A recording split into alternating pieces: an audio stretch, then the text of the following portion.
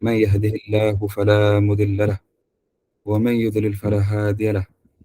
أشهد أن لا إله إلا الله وحده لا شريك له وأشهد أن محمدا عبده ورسوله. اللهم صل على محمد وعلى آله وأصحابه ومن تبعهم بإحسان إلى يوم الدين. يا أيها الذين آمنوا اتقوا الله حق تقاته ولا تموتن إلا وأنتم مسلمون. سبحانك لا علم لنا إلا ما علمتنا إنك أنت العليم الحكيم. ولا حول ولا قوة إلا بالله العلي العظيم. رب اشرح لي صدري ويسر لي أمري واhlul 'uqdatam min lisani yafqahu qawli, amma ba'd. Terima kasih kita ucapkan kepada Puan Zainun ataupun Puan Hajah moderator kita pada pagi ini. Seterusnya para admin, para penonton, para pendengar kuliah duha kelab sahabat pecinta Al-Quran yang dirahmati dan dikasihi Allah Subhanahu Wa Taala sekalian. Para jemaah, para penonton, para pendengar, sahabat pecinta Al-Quran yang dirahmati Allah Subhanahu Wa Taala, untuk sekian kalinya, marilah bersama-sama kita merafakkan setinggi-tinggi rasa syukur kita kepada Allah Subhanahu Wa Taala yang berterusan dan selama-lamanya terus memberikan nikmat kebaikannya, limpahan rahmatnya yang terus menerus kepada kita, dan dengan nikmat-nikmat tersebut dapat kita gunakan untuk bukan sekadar kita hidup di atas muka bumi Allah Subhanahu Wa Taala ini, bahkan dapat kita menyalurkan segala nikmat itu dengan segala amal dan ibadah yang mendekatkan diri kita kepada Allah Subhanahu Wa Taala. Mudah-mudahan dengan ruang dan kesempatan yang Allah Subhanahu Wa Taala kurniakan kepada kita untuk menuntut ilmu, setelah kita habis kuliah dengan Ustaz Azhar sebentar tadi, dengan cara adab kita berdoa, menziarahi orang-orang sakit dan sebagainya, kita teruskan dengan kuliah berkitab yang seterusnya, iaitu berkaitan dengan kitab Adabul Mufrad, iaitu berkaitan dengan adab.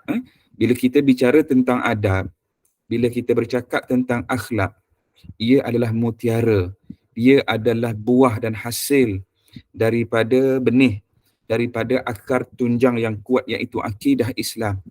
Dia lahir daripada cabang-cabang ibadah, dahan-dahan pokok yang rimbun, ibadah yang banyak, yang tepat, yang khusyuk, yang ikhlas, yang kita laksanakan kepada Allah Subhanahu Wa Taala.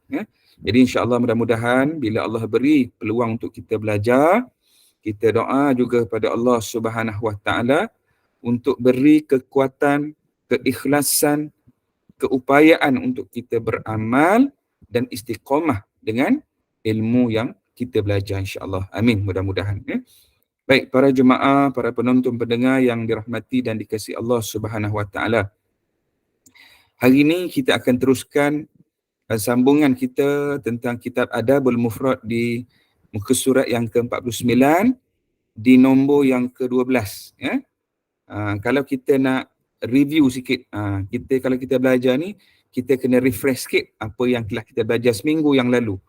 Mudah-mudahan apa yang kita dah belajar minggu lepas tu tentang hadis, tentang kisah-kisah teladan, ianya sentiasa melekat dalam jiwa dan diri kita, dan ianya berterusan untuk kita berbuat kebaikan. Kerana sifat kita ni, manusia ni selalu reka. Kerana sifat kita sebagai manusia ni selalu lupa dan perlu diperingatkan. Baik, dalam kuliah kita yang lalu kita bincangkan bagaimana kita bincang tentang beberapa hadis yang berkaitan dengan keutamaan kita berbuat baik kepada kedua orang tua kita, walau apa pun keadaan mereka. Tidak ada syarat, kan? Apatah lagi dalam kita memperkatakan bahawa ibu bapa kita pada hari ini ialah orang-orang Islam. Apabila kita bercakap tentang ibu bapa kita, orang yang paling layak untuk kita beri penghormatan, kebaikan, dan juga kita memberi kebaktian kepada keduanya. Jadi telah kita bahaskan bagaimana ada orang mengadu emaknya begini dengan segala kekurangannya, orang mengadu tentang ayahnya dengan segala kekurangannya, bukan menjadi syarat untuk dia tidak berlaku baik dan ihsan kepada kedua ibu bapanya. Dan kita bicarakan tentang kisah ada seorang anak ni, dia dukung ayah dia, dia pangku mak dia. Dia rasa seolah-olah telah pun terjawab, telah pun terbalas segala bakti, budi, asuhan ibu dan ayahnya semenjak kecil. Bila dia dah dukung, bawa mak dia, bawa ayah dia ni. Satu kisah yang sebahagian kata riwayat sampai kepada sahabat dan juga Rasulullah sallallahu alaihi wasallam, ditanya, wahai Rasulullah, aku dah dukung, aku dah pikul ayah aku ni dengan segala upaya, beban aku yang payah ni, kira-kira dah jadi ahli syurga ke aku ni? Kira-kira jadi anak soleh dah kiranya? Kan? Tapi apa yang dijawab oleh Nabi sallallahu alaihi wasallam ialah, pertanyaanmu itu sendiri bukanlah satu persoalan yang tulus, persoalan yang betul-betul mengambil tanggungjawab. Ia seolah-olah nak merasakan aku dah berusaha gigih dah selama ni. Maka inilah mungkin bayaran syurga Allah untuk aku, kan? Tetapi apabila pengorbanan seorang anak terhadap kedua ibu bapanya tanpa dia mengadu dan mengeluh, seperti mana mak ayah kita tidak pernah ada keluh dan kesahnya dalam membesarkan, memberikan sepenuh kasih sayangnya kepada diri kita pada hari ini. Hari ini anak-anak ada syarat, kan? Ada alasan. Sebelum syarat tu alasan yang banyak, kan? Sibuknya anak yang lain yang mak suka tu boleh bantu dia, betul tak? Kan? Hari ni cuba tanya. Kalau tak nak pun, kerja aku lagi penting ni, nak uruskan rumah tangga sendiri. Kan mainan syaitan tu banyak tu. Ya. Alas sekarang ni tunggu cuti sekolah lah minggu depan. Yang baik-baik jangan tangguh. Kan kita dah cerita dulu, perkara yang baik terlintas je nak buat, terutama pada mak ayah ni, terus laksanakan. Fastabiqul khairat. Fafirru ilallah. Tengok ayat-ayat Quran, bila Allah refer tentang amal soleh, tentang taubat ampunan Allah, tentang berbuat kebaikan, semuanya perkara yang bersifat laju, cepat. Fastabiqul khairat, fafirru ilallah, wasari'u ila maghfiratin min rabbikum wa jannatin arduhas samawati wal ard. Nampak ya? Semuanya menggambarkan Allah suruh kita buat benda itu cepat-cepat, perkara baik. Jangan tangguh. Mak, siapa nak bagi tiket mak datang dulu ke Lumpur ni? Beli dulu. Tanya mak sepatah, mak nak datang bila, saya beli terus. Kan? Jangan paksa-paksa pula, kan? Tapi perkara yang berkaitan dengan dunia, Allah menggunakan laras perkataan yang agak slow. Allah kata apa? Famshu fi manakibiha wa kulu min rizqih. Tengok. Kita baca malam tadi surah Al-Mulk, kan? Kita jumpa pada satu ayat Allah kata famshu fi manakibiha wa kulu min rizqih. Maka berjalanlah kamu di atas muka bumi Allah Ta'ala ni, jalan je. Kan? Dalam ayat yang lain Allah kata apa? Wabtagu fima atakallahu daral akhirah wala tansa nasibaka minad dunya. Allah Rabbi, kan? Jelas sekali Allah kata wabtagi. Maka carilah hasil, kebaikan, apa-apa jua pun yang membawa urusan perkampungan akhirat. Kampung akhirat dulu. Darul akhirah. Ingat, kita bantu mak kita di kampung, di dunia ini, kerana nak cari laba dan keuntungan perkampungan kita di akhirat. Itu lebih utama. Senang nak faham, kan? Kita bantu orang tua di dunia ini supaya kita mendapat keutamaan, kebaikan, naungan, fadilah, pahala perkampungan darul akhirah, kampung akhirat. Kampung yang semua kita nak tuju tu. Semua kita nak balik ke situ, kan? Ke ada yang tak ingat dah? Kan, dalam kita nak balik kampung cuti sekolah ni, jangan lupa kampung yang semua kita sedang menujunya, kan? Semua kita menujunya ke sana, insya-Allah. Dan sudah tentulah nak balik ke kampung yang kekal abadi itu, bekalnya bukanlah wang ringgit. Bekalnya bukanlah pangkat dan darjat. Bekalnya bukanlah nama pujian dan penghargaan manusia. Tetapi bekal yang paling ampuh yang kita nak bawa berhadapan dengan Allah Subhanahu wa taala, yang Allah gambarkan apa dia? Yauma la yanfa'u malun wala banun illa man atallaha biqalbin salim.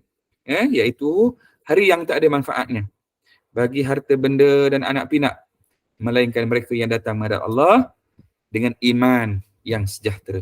InsyaAllah, mudah-mudahan Allah pelihara iman kita, Allah pupuk dan suburkan iman kita dengan ilmu, dengan amalan yang soleh ni, sehingga kita dapat berjumpa, berhadapan dengan Allah dengan iman kita yang subur ini, insyaAllah. Baik, pada pagi ini kita akan sambung poin yang ke-12.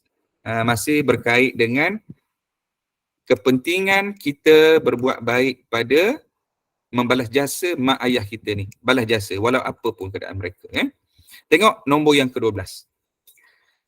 Iaitu daripada Abu Hurairah. Ketika dia berada di Zulhulaifah, mak dia ada di rumah dan dia di rumah yang lain.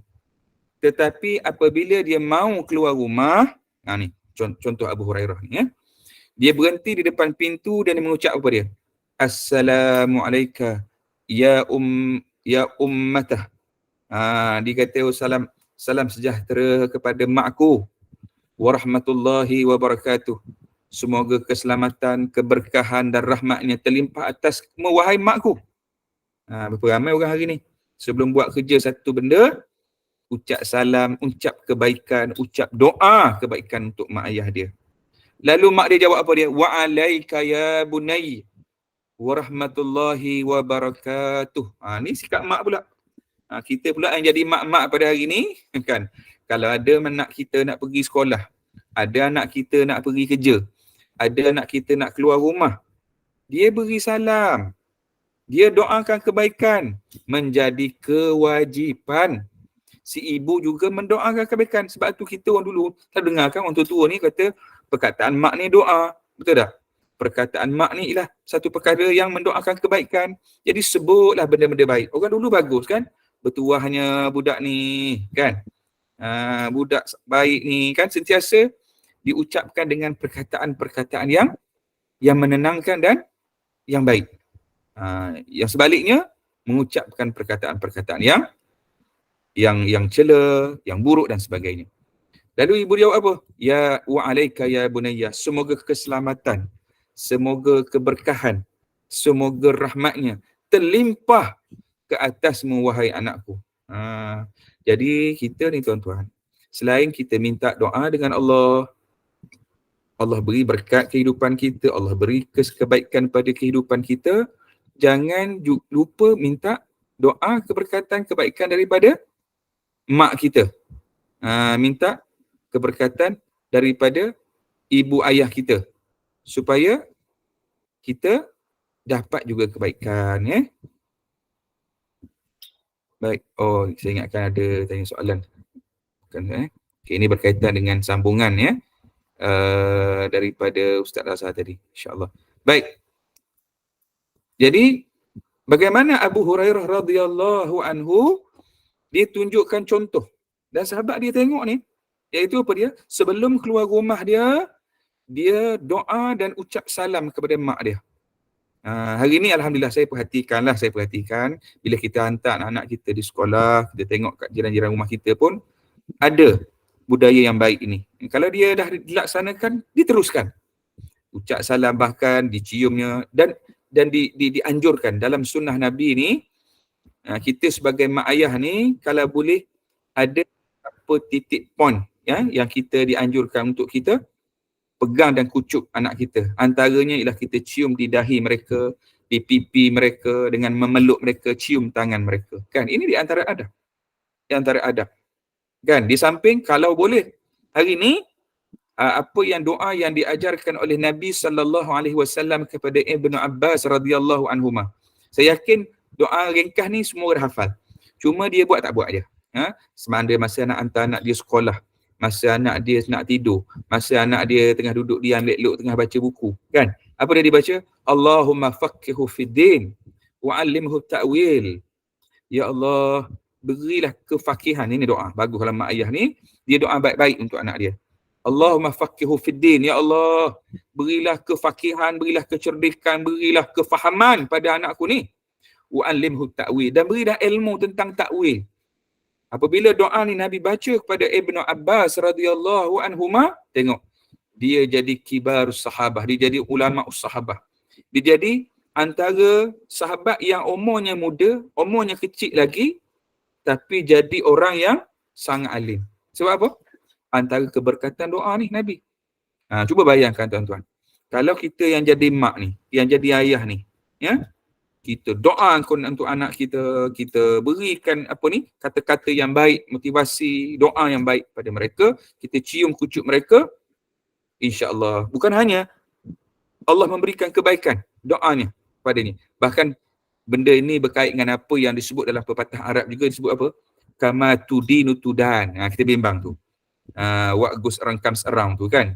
Kalau kita buat layan anak tak elok masa dia kecil ni, masa dia membesar ni, kita bimbang nanti dia pun melayani kita. Begitulah juga. Na'udzubillah, kita minta berlindung daripada Allah. Mudah-mudahan muamalat kita dengan Allah baik. Mudah-mudahan muamalat kita dengan anak-anak, isteri dan keluarga kita juga baik, dengan orang juga baik. Mudah-mudahan hubungan kita dengan Allah, hablum minallah wa hablum minan nas, juga merupakan hubungan yang diberkati dan diredai oleh Allah Subhanahu wa taala, ya. Jadi bila Abu Hurairah doa begitu, mak dia pun jawab doa yang sama. Abu Hurairah kata lagi, mudah-mudahan Allah melimpahkan rahmatnya padamu ibu, sebagai kau telah mendidikku pada waktu kecil. Okey, boleh. Nanti di hujung nanti saya akan lebih mudah nanti tuan-tuan ada grup WhatsApp kan? Nanti saya akan share doa ni dalam grup WhatsApp ataupun juga mungkin dalam grup ni nanti boleh disebarkan insya-Allah. Jadi saya nak sambung kisah Abu Hurairah ni. Lepas dia doakan kepada mak dia, lepas mak dia menjawab juga dengan doa dan salam kebaikan untuk dia, dia sambung lagi. Dia kata, mudah-mudahan Allah limpahkan rahmatnya padamu ibu, sebagaimana engkau mendidikku waktu kecil. Tengok, dia saling berjawab.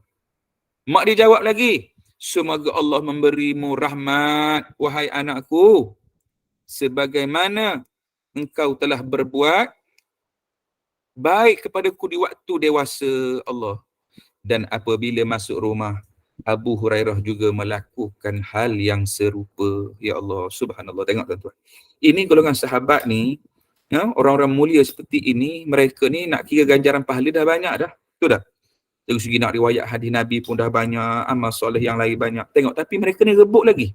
Sebab itu mereka tahu, ini di antara pintu-pintu syurga. Sebab tu Nabi kata, bila kamu doalah kepada Allah, mintalah jannatul firdaus. Mintalah syurga yang paling tinggi.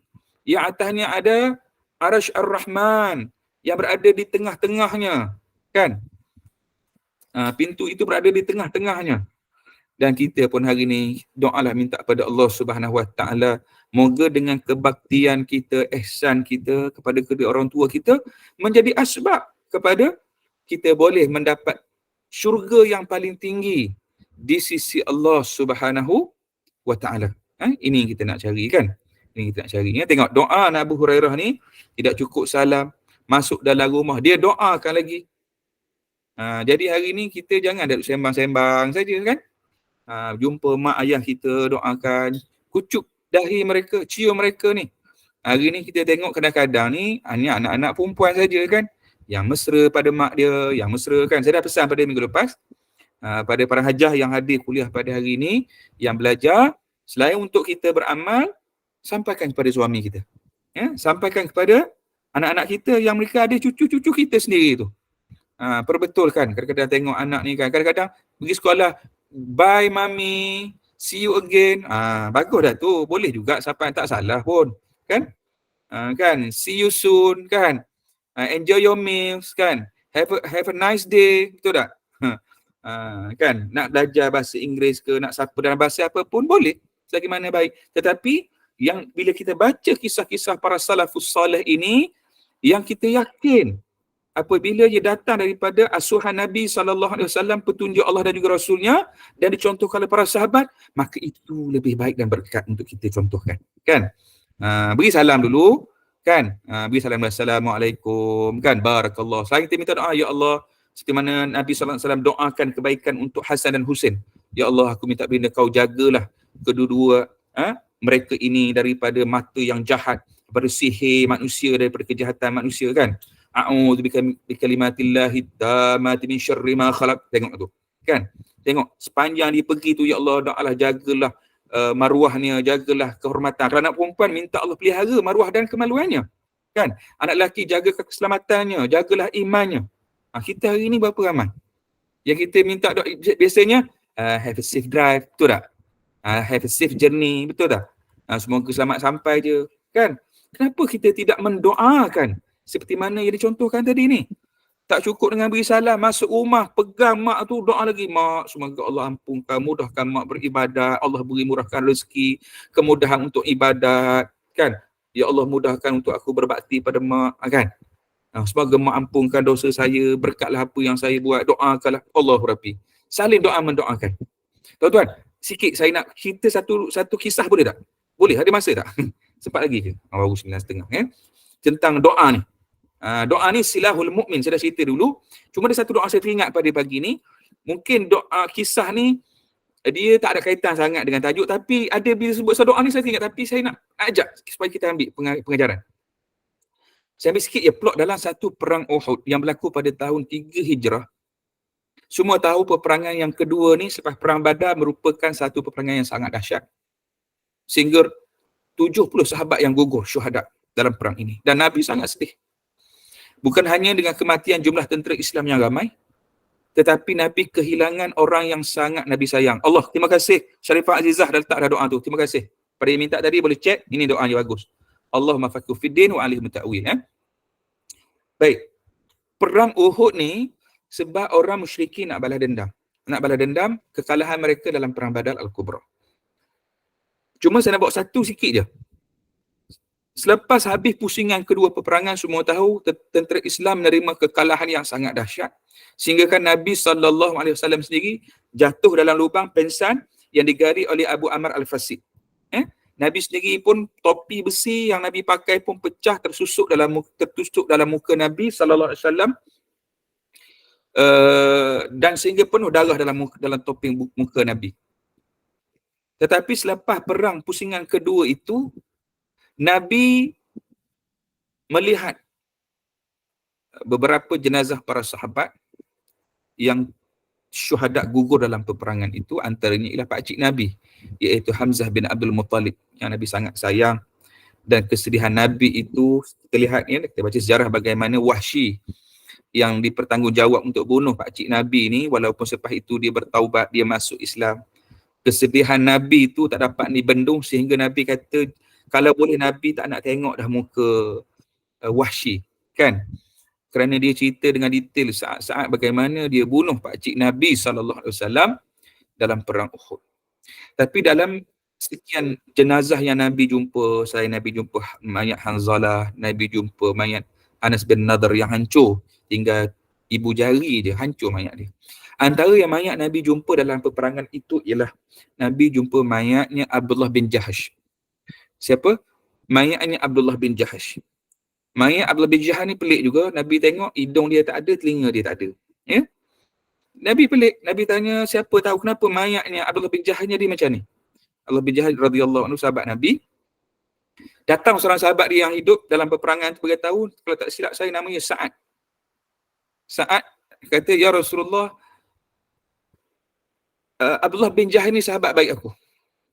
Kami ni selalu berkawan dan selalu suka doa. Dan dia tahu antara doa aku ni antara doa aku yang Allah, engkau pernah sebut bahawa doa yang makbul, Allah terima. Jadi malam tadi sebelum turun perang, dia datang kepada aku, dia kata, wahai Sa'ad, dia kata, doalah untuk aku, doalah untuk diri kau, aku akan aminkan.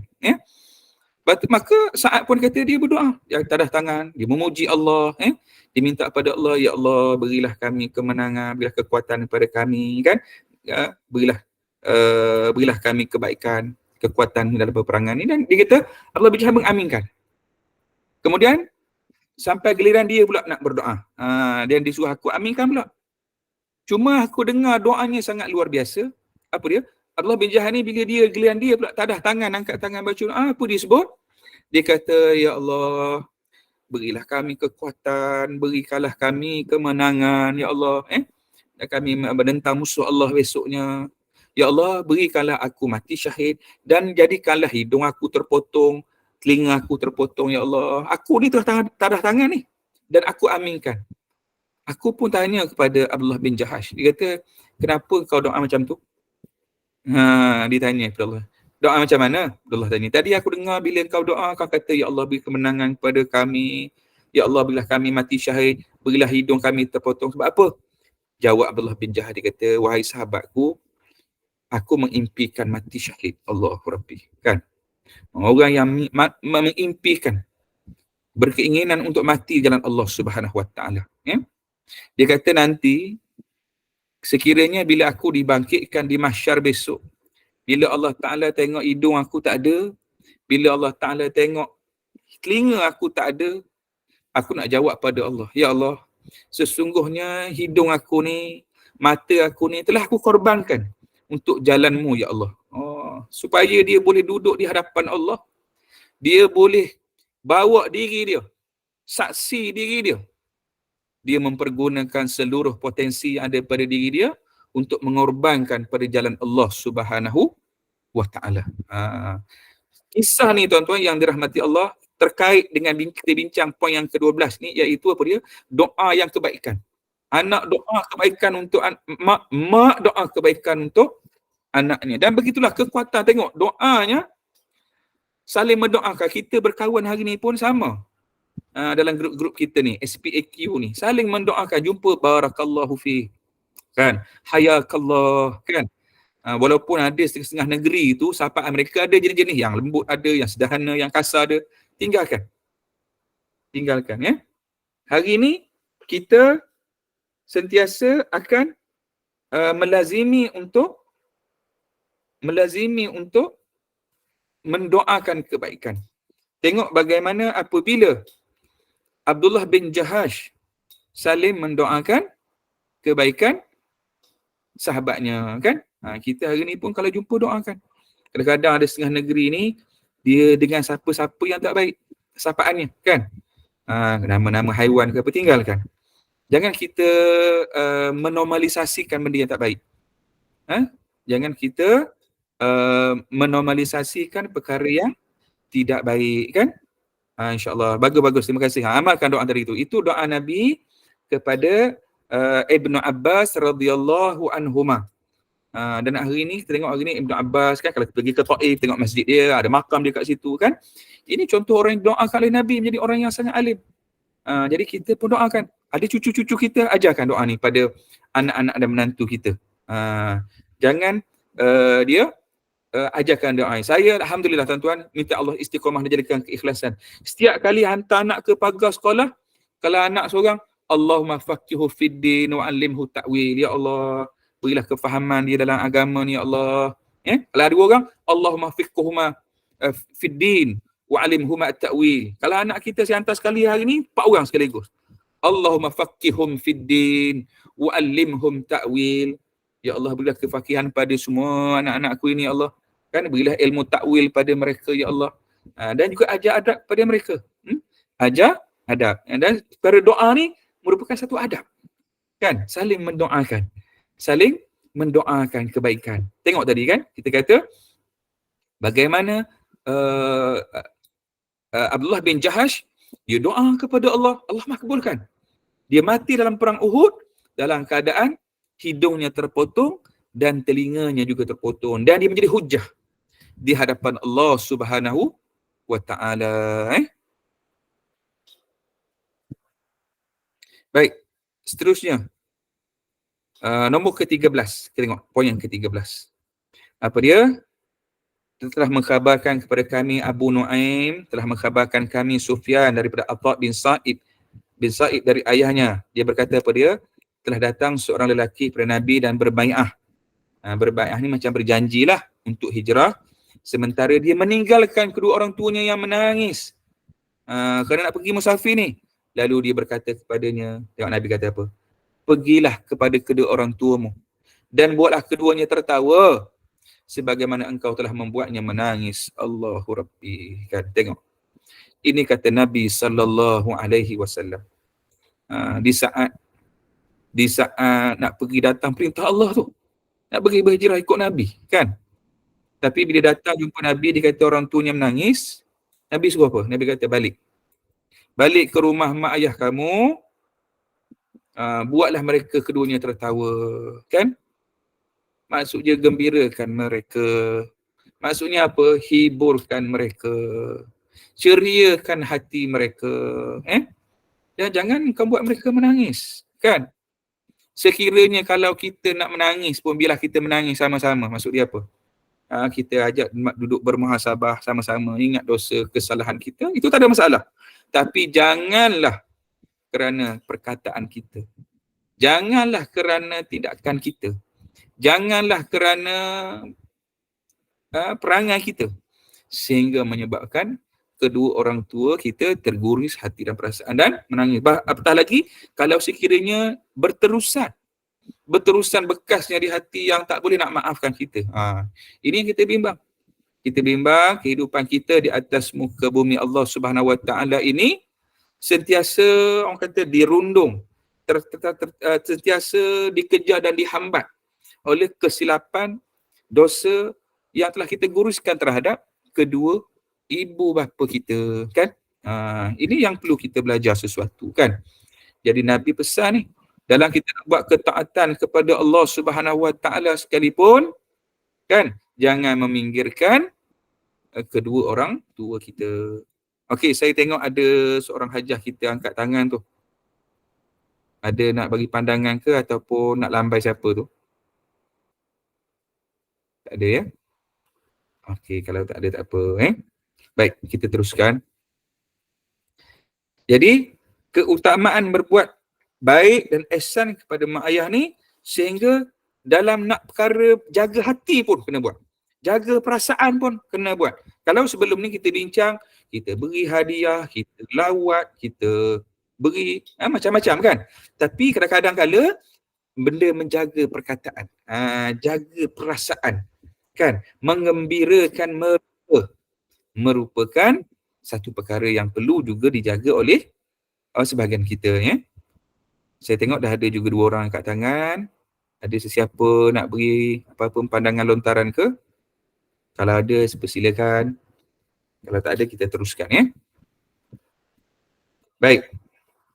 Seterusnya, telah mengkhabarkan kepada kami iaitu Abdul Rahman bin Syaibah. Dia berkata, dia mengkhabarkan kepada saya iaitu Ibnu Abu Al-Fudayk, dia berkata telah mengkhabarkan kepada saya Musa daripada Abu Hazim bahawasanya Abu Murrah iaitu hamba sahaya Ummu Hani bin Abu Talib mengkhabarkan bahawasanya dia bersama Abu Hurairah singgah ke satu tempat tinggalnya di lembah. Dan ketika akan masuk ke tempat itu dengan suara lantang, iaitu Abu Hurairah mengucapkan salam kepada ibunya. Ini kisah riwayat yang berbeza lah. Apa dia yang diucapkan oleh Abu Hurairah lagi pada mak dia? Dia kata semoga keselamatan, semoga kerahmatan, barakahnya terlimpah atasmu wahai ibu. Kemudian ibu dia menjawab, wahai anakku, semoga Allah membalasmu dengan kebaikan dan meredaimu sebagaimana engkau telah berbuat baik kepadaku saat kamu dewasa. Musa berkata, nama ayah Abu Hurairah adalah Abdullah bin Amr. Okey. Ini yang kata sikit dia tambahan di belakang tu tentang penjelasan nama ayah Abu Hurairah. Cuma intipati yang penting dalam perbahasan ataupun perbincangan kita pada pagi ini daripada poin nombor 12, 13 sampai 14 ni berkait dengan apa? Doakan kebaikan. Doakan kebaikan, jaga perasaan, kan? Gembirakan, berilah kebaikan kepada mereka tanpa henti-hentinya, kan? Tak cukup dengan salam, tak cukup dengan kebaikan, didoakan. Kan? Hari ni ramai orang faham, oh saya doa mak ayah saya dah meninggal dah Ustaz. Itu betul, yang masih hidup ni. Jarang orang ingat, oh doa ni hanya untuk bila mereka dah meninggal, kan? Ya Allah, ampunilah mereka, kasihlah mereka seperti mana mereka mengasihi aku ketika kecil, kan? Tapi dalam kehidupan ni, ketika mereka masih ada, inilah peluangnya untuk kita mendoakan kebaikan untuk mereka, kan? Duduk sama, semoga Allah Ta'ala panjangkan umur mak, beri kesihatan, kemudahan untuk beribadah, kan? Jangan doa minta murah rezeki saja, jangan panjang umur saja, kan? Minta doa kebaikan yang lain. Semoga hati kita dilembutkan mak, untuk kita beribadat, bermunajat kepada Allah, kan? Doakan, ya. Baik, kemudian kita tengok bab yang berikutnya, iaitu derhaka kepada orang tua. Ini nombor hadis yang ke-15. Baik, telah mengkhabarkan daripada kami Al-Jariri daripada Abdul Rahman daripada ayahnya, katanya Nabi SAW telah menyebut, ni kita kena ingat tuan-tuan, ni hadis Nabi ni ancaman ni. Nabi kata, ala unabbiukum bi akbaril kabair. Nak dengar tak Nabi kata ni? Mahukah kamu aku tunjukkan kepada kamu kalian paling besarnya dosa-dosa besar. Nabi nak sebut tentang ciri-ciri jenis-jenis dosa besar ni. Nabi sebut sampai 3 kali. Kemudian mereka menjawab, tentu wahai Nabi SAW. Kata Nabi, al-isyraki billah. Yang pertama ialah syirik kepada Allah. Na'udzubillah, jangan ada di kalangan kita ni, dah elok Islam iman Allah bagi ni, kita menyekutukan Allah. Kita mempercayai kuasa-kuasa yang lain selain daripada Allah, mengada-adakan sekutu bagi Allah. Jangan ada, tak ada yang setanding Allah. Yang kedua, wa'uququl walidain. Tengok, dan Nabi kata yang kedua ialah derhaka kepada orang tuanya. Dan beliau berkata sambil bersandar, wa qauluz zur. Dan mereka ini membuat ataupun kemudian berkata dusta, cakap bohong, cakap benda yang tak elok. Kan? Ciri orang-orang beriman ni, dia boleh jadi orang yang penakut. Orang Islam ni boleh jadi orang yang kedekut. Dalam hadis yang lain ni, Nabi sebut dalam hadis ni. Tapi orang beriman, orang Islam ni, dia tak boleh jadi orang yang cakap bohong. Kan? Dan ini juga ayatun nifaq sebenarnya. Ciri-ciri orang yang munafik yang disebut oleh Nabi SAW. Kan? Idza haddatha kadzaba. Apabila dia berbicara, dia akan bohong. Jangan ada. Walaupun ini disebut sebagai nifaq ataupun munafik amal, tapi ia perkara yang dicegah, yang dilarang oleh Nabi kita sallallahu alaihi wasallam. Jadi tengok tu, Nabi beri ancaman. Nabi beri peringatan antara dosa-dosa besar. Al-kabair. Kita duk faham zina, merompak, lari medan perang, terangkul dalam hukum hudud tu. Tapi di antara dosa besar yang lain, Nabi sebut kata apa? Uququl walidain. Buat derhaka pada orang tua. Kan? Sebab tu saya dah sebut dalam kuliah kita yang lepas. Bagaimana nasihat Luqmanul Hakim pada anak-anak dia. Selepas dia nyebut, la tusyrik billah inna syirka la zulmun azim. Jangan kamu syirik kepada Allah. Kerana syirik itu sebesar-besar kemurkaan, sebesar-besar dosa, kezaliman kepada Allah. Kemudian, wabil walidaini ihsana. Dia suruh buat baik pada mak ayah kita. Kan? Apatah lagi derhaka ni. A'udzubillah. Kita dengar hari ni kadang-kadang peliknya manusia, kan? Dulu kita dah sebut dah. Kan? Ciri-ciri akhir zaman ni kita akan jumpa, selain tengok orang perempuan berjalan, berpakaian tapi macam bertelanjang. Kan? Di rambut mereka sepertinya bonggol unta. Kan? Seperti kita tengok akhir zaman orang anak melahirkan tuannya. Kan? Ada seorang ibu melahirkan tuannya. Risau juga, kan? Minta berlindung. Nampak benda tu macam seolah-olah macam nak ambil kesempatan pun ada, kan? Saya dah terangkan dulu. Sedangkan kita dituntut bila mak ayah mencapai usia tua, lanjut mereka, inilah ruang untuk kita berbakti. Bukan lagi untuk memberikan beban. Bukan lagi untuk memberikan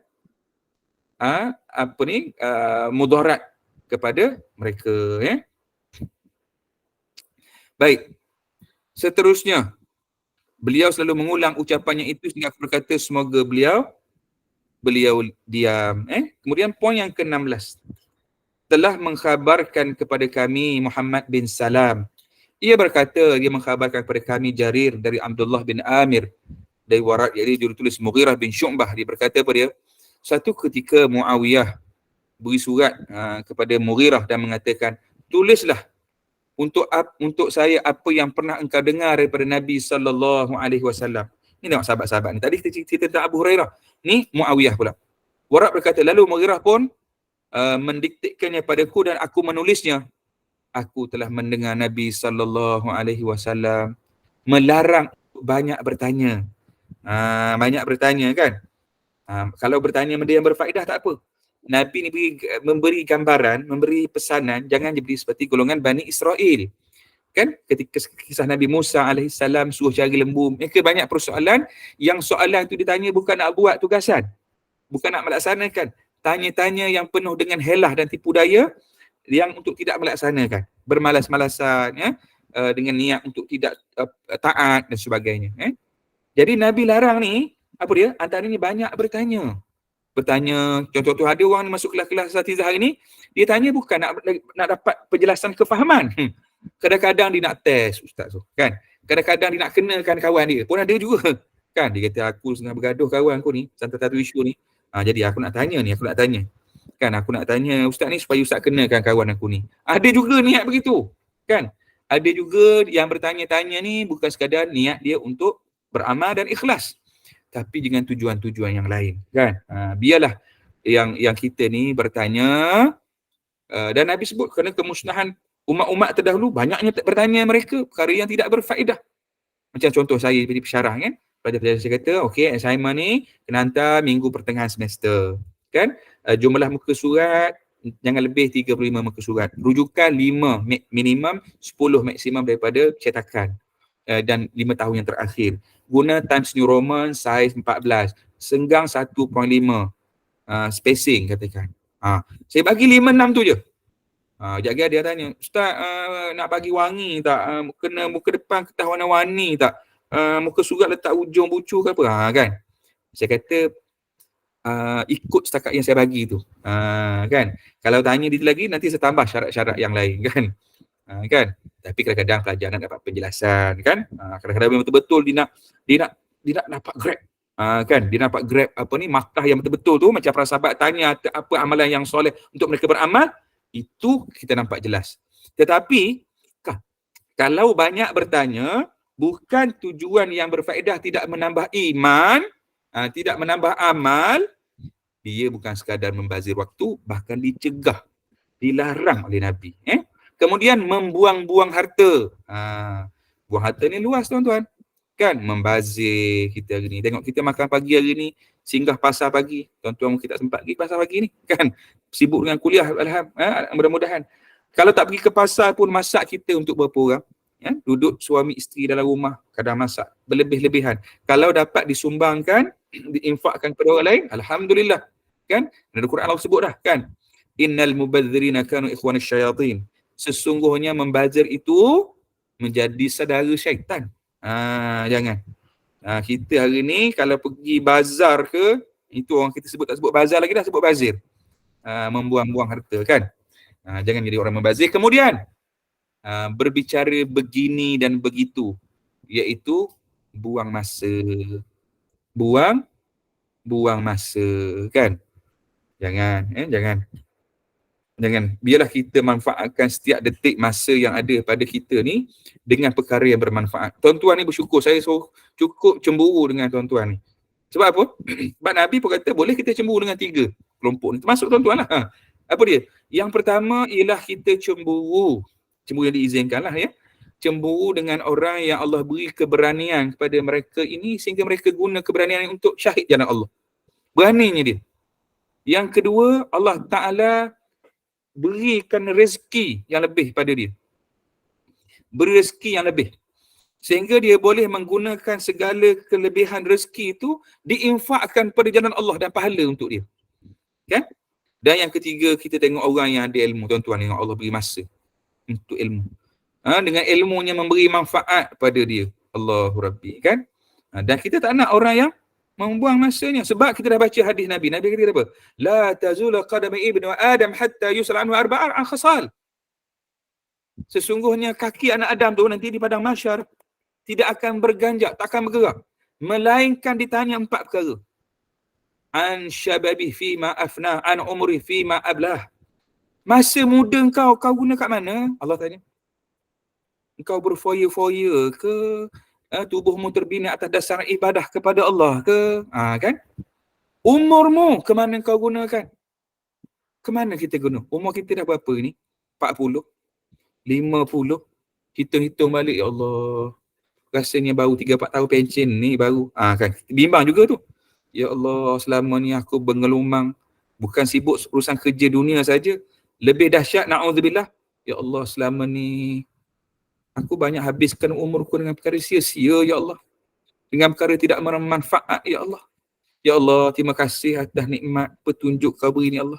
Semoga kau kekalkan aku atas nikmat istiqamah atas agama ini, ya Allah. Dan berikan kekuatan dan keikhlasan untuk aku, ya Allah. Kan? Betul tak? Bimbang. Takut tak bergerak kaki kita ni. Di pada masyarakat tanya soalan kedua ni. Dan Allah tanya yang ketiga tentang harta. Ni kita jangan membubuh harta ni. Apa dia? An malih min aina iktasabahu fima anfaqa fima anfaqa. Kemana kau dapat? Tentang harta ni Allah tanya dua. Sumbernya mana? Diguna di mana? Allah lagi kita risau. Hari ni alhamdulillah sebahagian kita Allah mudahkan rezeki kita, murahkan rezeki kita kan. Tapi persoalannya dengan kemurahan rezeki yang Allah bagi itu, ke mana pula kita salurkan? Betul tak? Okay? Kalau kita gunakan pada jalan Allah, pada jalan bermanfaat, alhamdulillah. Mudah-mudahan dia yang membelanya kita di mahsyar besok. Dan yang keempat, yang keempat ni berkaitan dengan kita ni, iaitu apa dia? Allah tanya wa an ilmihi, kan? Ila ma amila bih. Allah tanya tentang ilmu, ke mana kau gunakan ilmu tu? Kita belajar pada hari ni, ke mana kita guna? Kan? Kita hanya nak cukupkan waktu ke, kan? Ataupun sekadar-kadar kita nak bersosial ke, kan? Tak, kita belajar ilmu menjadikan kita lebih faham, menjadikan kita lebih dekat dengan Allah Subhanahu Wa Taala, menjadi lebih baik. Kan? Itu manfaat dan juga kepentingan ilmu. Dia bukan sekadar nak cerita pada orang, oh aku ni alhamdulillah sehari tak kurang 7 kelas pengajian pergi. Ada 10 orang ustaz mengajar. Tak. Yang kita nak, ya Allah, pagi-pagi kita doa apa dia? Allahumma inna nas'aluka imanan kamila wa yaqinan sadiqa wa qalban khashi'a wa ilman nafi'a wa rizqan tayyiba wa amalan mutaqabbala. Ini doa yang kata confirm datang daripada Nabi kan. Yang sabit daripada Nabi, yang kita dianjurkan untuk siap bagi doa. Allahumma inna nas'aluka imanan kamila, ya Allah, bila aku iman yang sempurna, ya Allah, wa yaqinan sadiqa, hati yang yakin padamu, ya Allah, bukan yakin pada orang kan. Sebab tu ada ulama-ulama yang muktabar, saya lupa kalau tak saya nama dia, Allahumma salli ala Muhammad, Fudhal bin Iyad ke siapa, saya lupa dah nama dia. Dia kata satu benda dalam hidup aku ni, dua benda menyebabkan aku ni tak risau kalau aku ditimpa kefakiran, miskin pun. Apa dia? Yang pertama ialah athiqatu billah. Yang pertama ialah aku meletakkan keyakinan aku sungguh-sungguh pada Allah. Bukan pada yang lain. Yaqinan sadiq, sungguh-sungguh pada Allah. Dan yang kedua ialah aku tidak merasa tamak apa yang ada pada manusia. Tak rasa pun terhege-hege kan. Tengok orang ni tayang handbag mahal dia. Tengok orang ni tayangkan sports car dia kan. Tengok orang ni tayangkan kemewahan dia. Yalah, perasaan manusia itu biasa. Rasa, langkah seronoknya aku ada macam dia kan. Tapi kata Imam Salafus Salih yang muktabar ini, dia kata, sungguhnya hidup aku tenang dan aku tidak takut pun kefakiran akan menimpa kepada aku. Kalau timpa pun, sebab apa? Kerana aku ada keyakinan kepada Allah dan aku tak heran apa yang ada pada tangan manusia. Kan ingat apa yang kita belajar. Kita merasa redha, qanaah, apa yang ada pada kita dicintai oleh Allah. Apabila kita redha, kita tak dengki, kita tak hasad apa yang ada pada tangan manusia, kita akan dicintai oleh makhluk yang lainnya. Kan? Jadi kita minta doalah kepada Allah Subhanahu Wa Taala setiap hari. Kita minta, ya Allah, berilah iman yang benar, berilah keyakinan yang sungguh-sungguh kepada Allah, rizqan tayyibah, rezeki yang baik, ilman nafi'ah, ilmu yang bermanfaat, wa amalan mutaqabbala, dan kita minta juga pada Allah supaya Allah terima amal kita ni kan. Allah terima amal kita. Baik. Jadi sebelum saya nak tutup ni, kita punya kuliah duha kita bertajuk Allah melaknat orang yang melaknat dua orang tuanya. Saya nak tutup dengan satu kesimpulan daripada hadis Nabi sallallahu alaihi wasallam tentang kategori manusia yang ada atas dunia. Berkait dengan apa kita bincang tadi lah. Sesungguhnya manusia atas dunia ni Allah jadikan dia 4 kategori. Yang pertama, Allah Ta'ala beri ilmu, Allah Ta'ala beri harta. Ini kategori manusia yang pertama. Dengan 2 benda ni, dia gunakan harta dia untuk jalan Allah, dia gunakan ilmu untuk jalan Allah, orang ni dapat masuk syurga Allah Subhanahu Wa Ta'ala. Tuan-tuan yang ada dalam kuliah kita hari ni, Allah beri dua ni, beruntunglah dia. Dan mudah-mudahan dia gunakanlah manfaat 2 anugerah yang Allah beri pada dia. Golongan yang kedua, Allah tak beri harta pada dia. Allah tak beri harta pada dia. Allah tak beri harta pada dia, tetapi dia tengok orang yang pertama tadi, dia kata, ya Allah, sekiranya kau beri aku kekayaan dan ilmu seperti orang itu, aku nak buat baik lebih pada dia, ya Allah. Kalau orang pertama tu dia buat masjid 5 biji, kan, duit dia banyak juta dalam bank, kan, Alhamdulillah. Tapi orang yang kedua ni, dia tak ada duit. Dia tak ada duit, tapi dia tengok orang yang jutawan tadi keluarkan harta, dia doa pada Allah. Dia kata, ya Allah, buahnya rezeki sahabat aku, Datuk Seri ni. Alangkah seronoknya, ya Allah, kalau aku juga kaya seperti dia, ya Allah, dan aku nak buat baik. Kalau boleh jauh lebih baik. Kalau dia buat 5 buah masjid, ya Allah, aku nak buat 10 buah masjid. Allah Rabbi, kan? Ni kategori manusia kedua. Kata Nabi, orang pertama, orang kedua, dua-dua dapat syurga Allah. Walaupun orang kedua tak ada harta, tak ada ilmu. Golongan yang ketiga, Allah Ta'ala beri harta, Allah Ta'ala beri ilmu pada dia. Dengan dua-dua cara tu, dia leka, dia lalai, dia ghaflah, dan dia dimasukkan ke neraka oleh Allah Subhanahu Wa Ta'ala. Kita tak nak orang tiga macam ni. Dia beranggapan Allah beri kesenangan, maka dia selamat. Dia boleh buat apa saja yang dia nak. Bukan. Ini yang Nabi sebut ni, kan? Kemudian yang kita bimbang ni, golongan keempat ni. Golongan keempat, Allah tak beri harta pada dia. Dan juga kejahilan dalam beragama. Tapi dia tengok orang yang ketiga, dengan kemewahan, boleh berfoya-foya, boleh buat maksiat. Dia pula ada cita-cita. Dia kata, aku ni, aku miskin ni. Kan, kalau aku kaya macam dia, kalau dia boleh berzina dengan 10 orang sehari, aku nak lebih lagi daripada tu, aku lebih muda pada dia. Contohnya. Na'udzubillah min zalik. Kata Nabi SAW, golongan ketiga masuk neraka, golongan keempat tadi juga masuk neraka Allah Subhanahu Wa Ta'ala. Jadi tuan-tuan, para pendengar, penonton yang dirahmati dikasihi Allah Subhanahu Wa Ta'ala, saya tutup kuliah kita pada pagi ini, walaupun kita bincang adabul mufrad, tentang buat baik pada mak ayah, doakan kebaikan mereka, jaga hati perasaan mereka, sentiasa mendoakan, tidak menggunakan masa-masa yang ada dengan perkara sia-sia, kan. Kalau kita sembang mak kita hari ni pun sembang, saling mendoakan. Jangan lupa tu, kan. Dengan anak-anak kita, doa yang kita belajar tadi, saling mendoakan. Mudah-mudahan doa yang kita sampaikan itu baik untuk mereka dan baik kembali kepada kita, dan apabila kita saling mendoakan. Ingat kisah Abdullah bin Jahal bin Sa'ad tadi, dua-dua saling mendoakan kebaikan. Jadi tuan-tuan, saya minta maaf banyak-banyak hari ni, terambil terlebih sikit masa sebab tadi kita mula agak lambat. Mudah-mudahan kita beroleh manfaat dan kebaikan dalam kuliah kita pada pagi ini. Segala yang baik itu daripada Allah Subhanahu Wa Ta'ala. Salam Jumaat. Jangan lupa banyak berselawat pada hari ini. Dan jangan lupa hari Jumaat 8 waktu mustajab doa. 8 waktu banyak, carilah.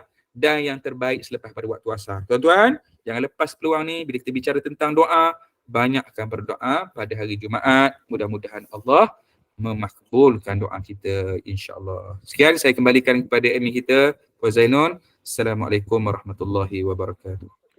Waalaikumsalam warahmatullahi wabarakatuh. Terima kasih Al-Fadhil Ustaz Muhammad Hasbi atas kesediaan berkongsi ilmu ini, pengajaran kitab ini tentang berbaik-baik kepada kedua orang tua. Mana yang kita ni rasa beruntunglah jika kita ni mempunyai anak-anak yang baik akhlaknya, tidak merongok dan akan kesalahan ibu bapa, juga sering membantu ibu bapa, sentiasa mengamalkan nilai-nilai mulia yang lain, dan insya-Allah mudah-mudahan menjadi ilmu yang bermanfaat bagi kita semua, diberi kefahaman. Amin amin ya rabbal alamin. Dan terima kasih kepada jemaah yang sudi duduk sehinggalah ke akhir majlis ini, dan juga kepada penaja slot program kita pada pagi ini, dan juga kepada penyembah-penyembah bagi menghidupkan amalan majlis ilmu ini, dan semoga diberi keberkatan rezeki dan umur bagi kita semua. Dan insya-Allah kita bersama lagi Ustaz, ya, insya-Allah minggu depan. Dan kita tutup dulu Ustaz dengan tasbih kafarah dan surah Al-Asr. Subhanakallahumma bihamdika asyhadu an la ilaha illa anta astaghfiruka wa atubu ilaik. Bismillahirrahmanirrahim. Wal 'ashr. Innal insana lafi khusr illa alladhina amanu wa 'amilus shalihat wa tawasaw bil haqqi wa tawasaw bis sabr. Assalamualaikum warahmatullahi wabarakatuh. Waalaikumsalam warahmatullahi wabarakatuh. Terima kasih Ustaz dan pendengar sekalian. Jumpa lagi Terima insya-Allah. kasih. Terima kasih, Pak. Sama-sama.